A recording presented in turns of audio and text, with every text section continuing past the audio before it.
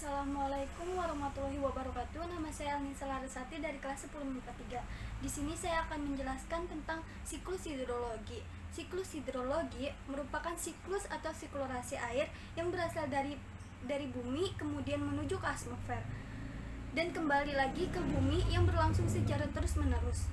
Karena bentuknya memutar dan berlangsung secara berkelanjutan, inilah yang menyebabkan air seperti tidak pernah habis. Melalui siklus ini, ketersediaan air di daratan bumi dapat ditetapkan terjaga.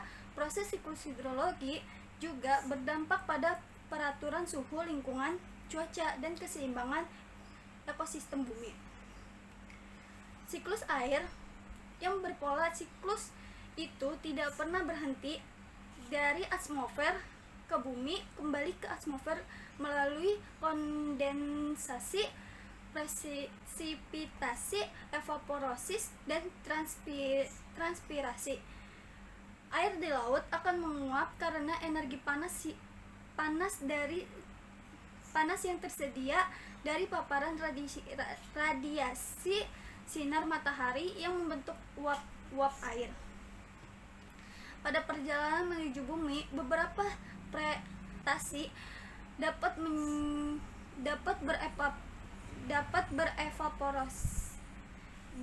berevaporasi kembali ke atas atau berlangsung jatuh yang kemudian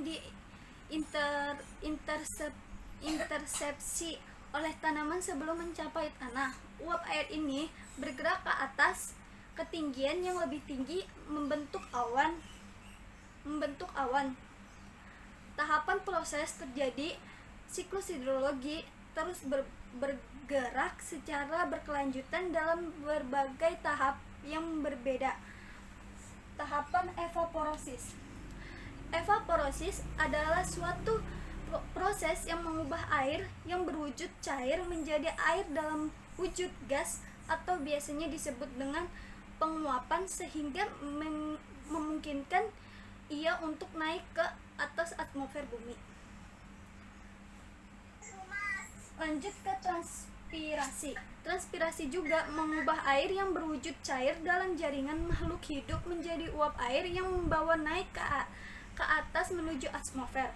Akan tetapi jumlah air yang menjadi uap melalui proses transpirasi umumnya jauh lebih sedikit dan lebih kecil dibanding jumlah uap air yang dihasilkan oleh proses evaporasi. Selanjutnya tahapan runoff. Runoff ini terjadi ketika sudah di permukaan bumi. Runoff ialah suatu proses di pergerakan air dari tempat yang tinggi menuju tempat yang rendah di permukaan bumi. Proses pergerakan air ini berlangsung melalui saluran-saluran air, contohnya danau, sungai, laut, dan samudra. Sehingga samudra. Dalam proses ini, air mengalami siklus hidrologi akan kembali ke lapisan hidrosfer. Proses selanjutnya adalah infiltrasi. Infiltrasi air yang sudah berada di bumi akibat proses presipitasi tidak semuanya mengalir di permukaan bumi dan mengalami runoff, sehingga kecil dari air tersebut akan bergerak menuju pori-pori tanah, menembus dan menumpuk menjadi air tanah. Proses pergerakan air ke dalam pori-pori tanah ini disebut juga sebagai proses infiltrasi. Proses infiltrasi akan secara lambat membawa air tanah untuk menuju kembali ke lautan. Setelah melalui proses runoff, infiltrasi, kemudian air telah mengalami siklus hidrologi akan kembali berkumpul ke lautan dalam waktu berangsur-angsur.